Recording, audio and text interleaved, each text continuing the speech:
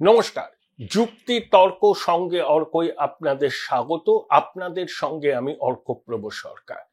হারেগা job কোই বাজি তবে তো হোগি কিসি কি जीत। दोस्ती ये दुनिया की रीत, तुझे मुबारक मन कामी। रूप तेरा ऐसा दर्पण में ना समाए, खुशबू तेरे तन की मधुबन में ना समाए। ओ मुझे खुशी मिली इतनी, ओ मुझे खुशी मिली इतनी, जीवन में ना समाए। पलक बंद कर लूं कहीं झलक ही न जाए, रूप तेरा ऐसा दर्पण में ना समाए। खुशबू तेरे तन की मधुबन में ना समाए। ओ मुझे खुशी मिली इतनी, ओ मुझे खुशी मिली इतनी, जीवन में ना समाए। पलक बंद कर लूं कहीं झलक ही ना जाए। আমার মতো করে আগে একসময় চর্চা টর্চা ছিল, এখন তো আর নেই। কিশোরদার জন্মদিন, এই গানটা আমার অত্যন্ত প্রিয়, তাই আমার মতো করে শোনালাম। নিজ গুণে মার্জনা করবেন ভুল ত্রুটি। আসলে আমাদের আগের প্রজন্ম, আমরা যখন বড় হয়েছি, কিশোরদা আমাদের জীবনের একেবারে অঙ্গাঙ্গিভাবে জড়িয়েছিলেন। আমি দিদিমণিকে একটা বিষয়ে খুব ফলো করি এবং খুব গুরুত্বপূর্ণ কি বলবো পরামর্শ দেন তিনি, হাঁটা। আমি দিনে 5 কিলোমিটার ব্রিস্ক ওয়াকিং করি। যখন হাঁটি তখন আমার ভরসা সঙ্গী হচ্ছে কিশোর কুমার। তাই এটা শ্রদ্ধাঞ্জলি। বললাম নিজ গুণে মার্জনা করবেন, আমি তো শিল্পী নই, কিন্তু আবেগ থেকে আমার মতো করে এই কটা পংক্তি গাইলাম। रूप तेरा ऐसा दर्पण में ना समाए, खुशबू तेरे तन की मधुबन में ना समाए। ओ मुझे खुशी मिली इतनी, जीवन में ना समाए। पलक बंद कर लूं कहीं झलक ही ना जाए। এরকম অসংখ্য কালোজয়ী গান কিশোরদা আমাদের উপহার দিয়েছে। যাই হোক, বেশি আবেগপ্রবণ হওয়া ঠিক নয়, কারণ আমার আজকের প্রতিবেদনের শিরোনামটা তো সম্পূর্ণ অন্য, তার সঙ্গে কিশোর কুমারের সম্পর্ক নেই। যদিও জরুরি অবস্থার সময় ইন্দিরা গান্ধী, সঞ্জয় গান্ধী কিশোর কুমারকে যেভাবে অপদস্থ করেছিলেন, রেডিওতে দূরদর্শনে তার গান বন্ধ হয়েছিল, তার রেকর্ড ক্যাসেট বিক্রি বন্ধ হয়েছিল, সেটা ইতিহাসে উল্লেখ আছে। এখন নির্বাচনের তো 10 মাস বাকি, তার আগেই কিন্তু বাংলায় কার্যত ভোটের আবহাওয়া। সিলেবাসে আমাদের সবার ইলেকশন, মানে আমাদের মানে যারা রাজনৈতিক দলে কর্মী সমর্থক, যারা রাজনৈতিক সাংবাদিকতা করি, যারা ঘটনাকে বিশ্লেষণ করার চেষ্টা করি এবং সিংহভাগই রাজনৈতিক ঘটনা, তাদের কাছে দেখুন, নির্বাচন কমিশনের এরকম কঠোর মনোভাব আমি কিন্তু মনে করতে পারছি না কবে দেখেছি। টিএন সেশন একেবারে ঘুম ছুটিয়ে দিয়েছিলেন বামপন্থীদের, যদিও বলেছিলেন পাগলা কুকুর, এবং এই টিএন সেশনের জন্যই কিন্তু নির্বাচনের যাবতীয় সংস্কার সম্পন্ন হয়েছে এখনো অবধি। কিন্তু বর্তমানে যিনি মুখ্য নির্বাচন কমিশনার জ্ঞানেশ কুমার, তিনিও কিন্তু খুব কড়া মনোভাব নিচ্ছেন। রাহুল গান্ধীর চ্যালেঞ্জকে জবাব দিয়েছেন, চিদম্বরমের অভিযোগকে ভুল বলেছেন এবং তেজস্বী যাদবের বিরুদ্ধে আইন ব্যবস্থাও নেওয়া হতে পারে। এবং অভিষেক বন্দ্যোপাধ্যায় কুত্তা বলে একটা ভোটার কার্ড আছে বলেছিলেন, কমিশন বলেছে ফেক। এখন স্পেশাল ইন্টেন্সিভ রিভিশন হবে, খুব শীঘ্রই হয়তো নোটিফিকেশন হবে। আমার ধারণা, এটা আমার ধারণা, আমি কোনো সোর্স থেকে বলছি না, যে দীপাবলির পর থেকে শুরু হবে এবং নভেম্বরের এন্ড পর্যন্ত চলবে। ডিসেম্বর মাসটা পুরো খসড়া তালিকা সংশোধনের জন্য রাখা হবে এবং জানুয়ারির প্রথম বা দ্বিতীয় সপ্তাহে পূর্ণাঙ্গ ভোটার তালিকা প্রকাশ হবে।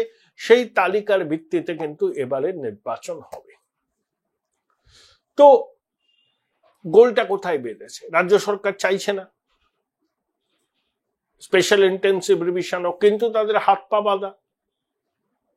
ভারতবর্ষের সংবিধানের 324 এবং 326 ধারায় পরিষ্কার করে দেওয়া হয়েছে নির্বাচন কমিশনের কি ক্ষমতা, আপনারা দেখে নিতে পারেন। জনপ্রতিনিধিত্ব আইনেও বলা হয়েছে কি কি করতে পারে নির্বাচন কমিশন, যেমন ভোটার তালিকা সংশোধন, এই সমস্ত প্রক্রিয়া যখন শুরু হবে, যারা এই কাজের সঙ্গে যুক্ত তারা নির্বাচন কমিশনের ডেপুটেশনে আছেন, তাদের বেতন সরকার দিতে পারে, কিন্তু তাদের প্রাথমিক দায়বদ্ধতা নির্বাচন কমিশনের কাছে। এখন ফর্ম 6 পূরণ করে নতুন ভোটাররা নিজেদের নাম তালিকায় তোলেন। র্যান্ডম চেক করতে গিয়ে দেখা গেছে যে একটা ডকুমেন্টে অনেকে নাম তুলে নিয়েছেন, এবং ডেটা এন্ট্রি অপারেটরদের মাধ্যমে এটা করা হয়েছে। যে এজেন্সি এই ডেটা এন্ট্রি অপারেটরদের নিয়োগ করেছে তারা সাসপেন্ড হয়ে গেছে, এবং আমার ধারণা এবং অনেকেরই ধারণা এই ডেটা এন্ট্রি অপারেটর যাদেরকে নিয়োগ করা হয়েছে যে এজেন্সির মাধ্যমে, তাদের সঙ্গে তৃণমূলের পরামর্শদাতা সংস্থার যোগ আছে। তাদের লোকজনই এই ডেটা এন্ট্রি অপারেটর হিসাবে কাজ করছেন, কারণ দুরাত্মার ছলের অভাব হয় না তো। এবং ভুয়ো ভোটার, ফিকটিশিয়াস ভোটার, মৃত ভোটারদের নাম তালিকায় রেখে দেওয়া, একটা ডকুমেন্টকে সামনে রেখে অনেক ভোটারের নাম তালিকায় তুলে দেওয়া, এই কাজগুলো ওই ডেটা এন্ট্রি অপারেটররা করেছে। তবে ইয়ারও বলুন, বিডিও বলুন, ওসি ইলেকশন, এরা দায়িত্ব এড়াতে পারেন না। বিহারে তো এনডিএ সরকার, তাও 403 জন বিএলওর বিরুদ্ধে এফআইআর হয়েছে, 3 জনের জেল হয়েছে। পশ্চিমবঙ্গেও কিন্তু এই ব্যবস্থা নেওয়া হবে যদি এরকম ডিসক্রিপেন্সিস দেখা যায়। কোন রকম রেয়াত করার বিষয় নেই। যারা বিএলও হবেন তাদের কাছে অনুরোধ, স্বচ্ছভাবে নিরপেক্ষভাবে আপনাদের দায়িত্ব পালন করুন। কাজ করতে গেলে ভুল হতে পারে, কিন্তু ভুল যেন ইচ্ছাকৃত না হয়। কোনো প্রভাবশালী মহলের চাপের মুখে পড়ে আপনারা কিন্তু কাজ করবেন না, তাহলে আপনারা কিন্তু আপনাদের বিপদ ডেকে আনবেন। আপনাদের বিরুদ্ধে দেশের নির্বাচন কমিশন কিন্তু ব্যবস্থা নেবে, তাতে কিন্তু আপনাদের চাকরি পর্যন্ত চলে যাওয়ার সম্ভাবনা আছে। এখন কমিশন যে পদক্ষেপ নিচ্ছে, শাসক দলের তো সেটাতে খুশি হওয়ার কথা নয়। 3বার আমাদের সিইও মুখ্য সচিবকে চিঠি লিখেছেন যে দপ্তরকে স্থানান্তর করতে হবে।